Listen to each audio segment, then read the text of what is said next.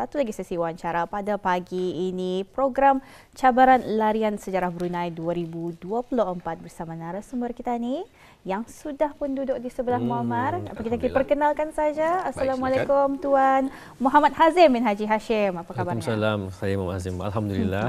Apa khabar habis kita juga? Alhamdulillah. Sehat. Sudah minum? Minum sudah. Sudah. Sama-sama minum tadi kah? Ya tahu. Dah lupa.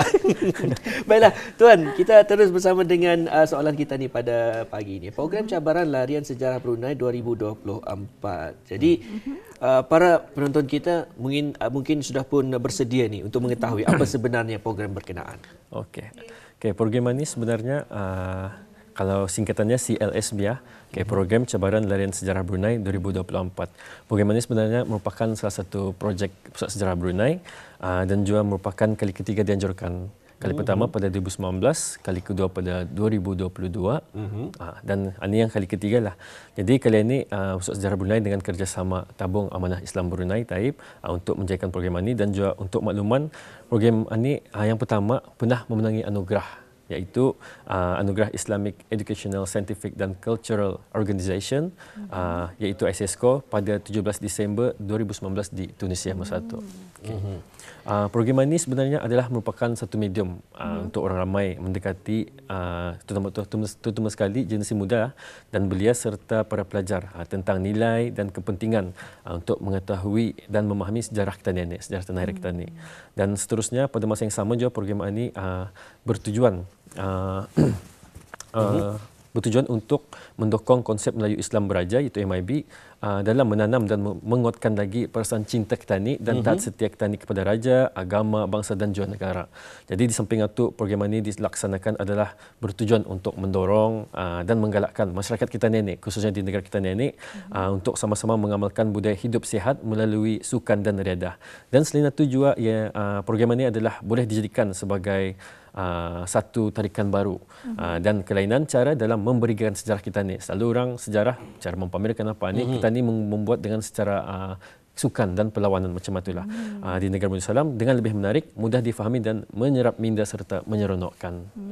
Kalau saya dengar tadi rasanya macam menonton movie ataupun sinema apabila tadi membuat satu cabaran atau perjalanan untuk mencari sesuatu harta karun. Tapi dalam kisah yang ini tentang sejarah Brunei. Mungkin boleh diterangkan Tuan, antara objektif program ini dilakukan. Okey, objektif bagi program ini ada banyak. Di antaranya adalah untuk menjadikan pusat Bandar Seri Begawan kita ini sebagai one stop center bagi pendidikan sejarah dan warisan.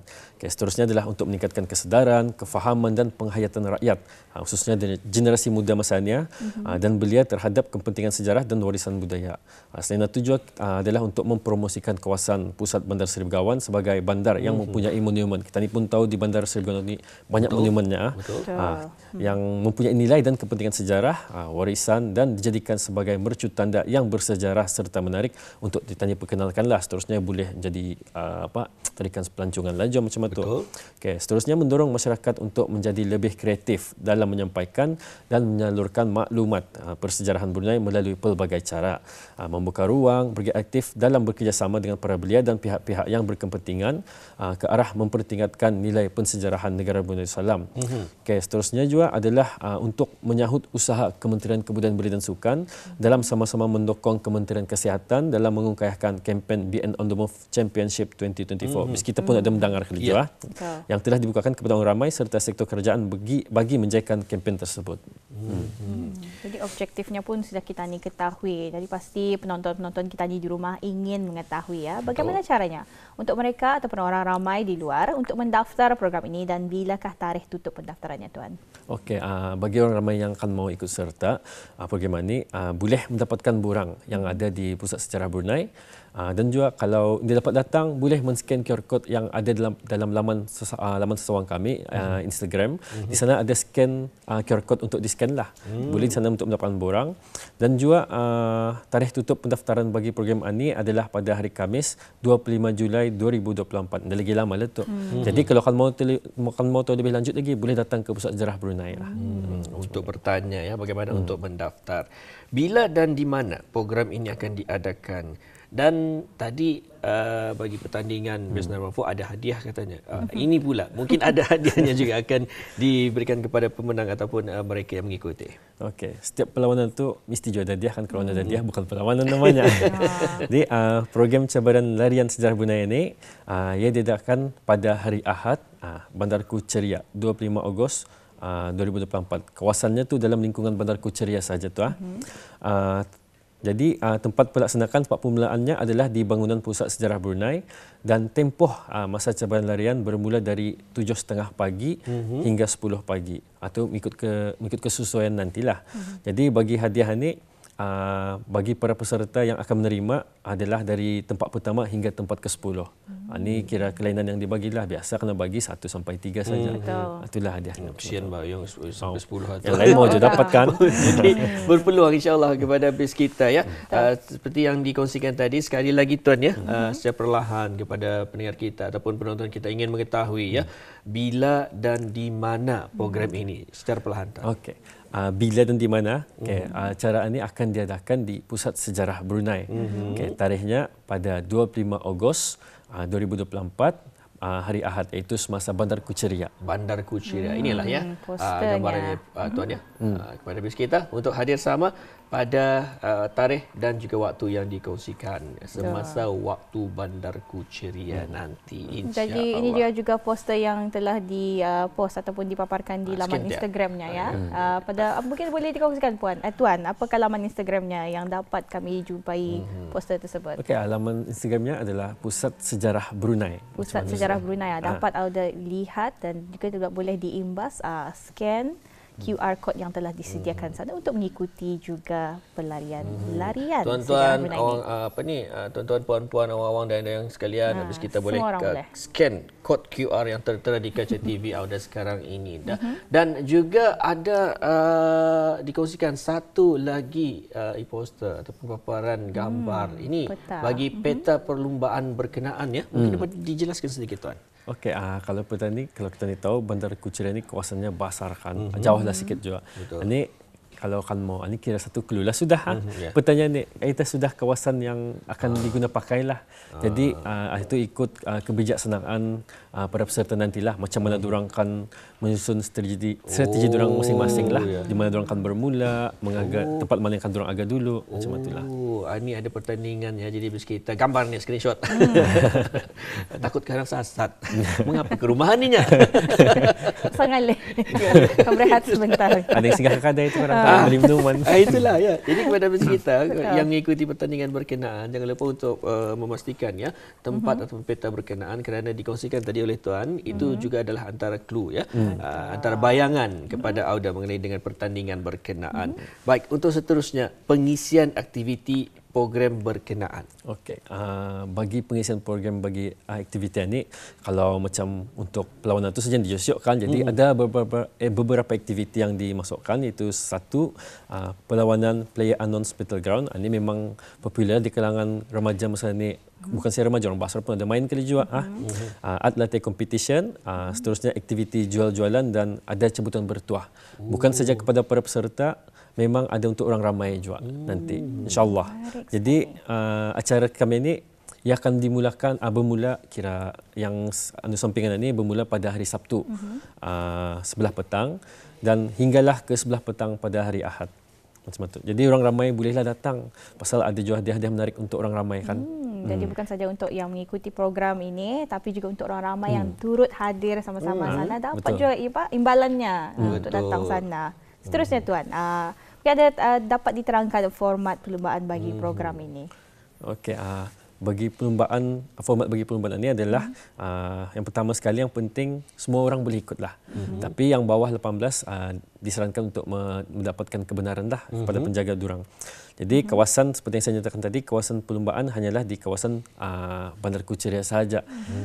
Dan durasi perlumbaan ini ia selama 3 jam sahaja. 3 jam. Dan seterusnya semua peserta anda boleh memakai apa je jenis kenderaan, termasuk rollerblade tu kasut biasa tu atau ada ruda bawahnya, anda juga boleh.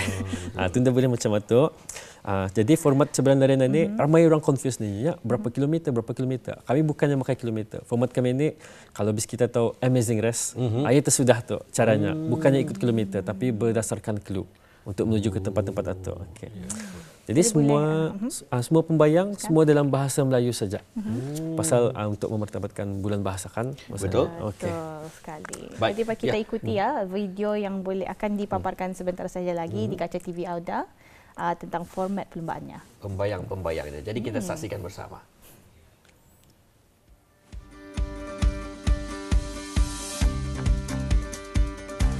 Pemberian kad pembayang.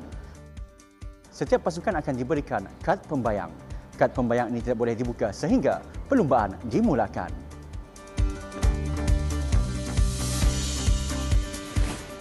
Pelepasan perlumbaan.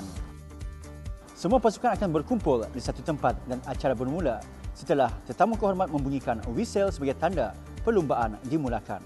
Pasukan kemudian bolehlah membuka dan membaca kad pembayang yang telah diberikan.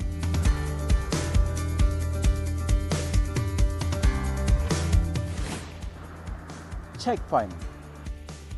Di dalam kad pembayang tersebut ada 12 pembayang untuk menuju ke checkpoint. Setiap pasukan bebas untuk memilih mana-mana pembayang untuk mencari checkpoint. Di setiap checkpoint ada 5 orang penjaga dan setiap seorang hanya akan melayan pasukan yang terawal sampai.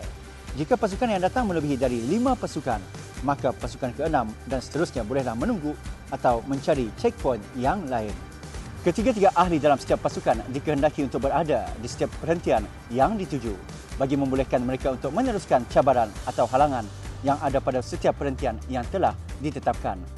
Cabaran tidak akan diteruskan jika pasukan tidak memenuhi syarat di atas.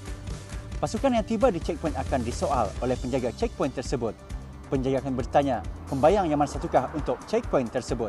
Jika gagal, peserta akan ditahan 1 minit dan seterusnya akan disoal lagi pembayang yang mana satukah untuk checkpoint tersebut. Jika berjaya, pasukan tersebut akan dikenakan halangan yang berbentuk games atau kuis. Selepas pasukan tersebut berjaya menyelesaikan halangan tersebut, stiker akan diberikan kepada pasukan tersebut dan dilekatkan kepada kad pembayang. Penamat perlumbaan. Setelah berjaya mencari ke semua checkpoint, pasukan tersebut hendaklah pergi ke tempat penamat yang bertempat di Pusat Sejarah Brunei. Tempat penamat perlumbaan akan disediakan satu petak di mana ketiga-tiga peserta dalam satu pasukan mestilah berada dalam petak tersebut dan masa mereka akan dicatat. Jika pasukan melebihi dari masa yang telah ditetapkan, pasukan tersebut hendaklah kembali ke Pusat Sejarah Brunei walaupun tidak berjaya mencari ke semua checkpoint. Pemenang. Pasukan yang berjaya mencari ke semua checkpoint dan mendapat masa terpantas adalah dikira pemenang.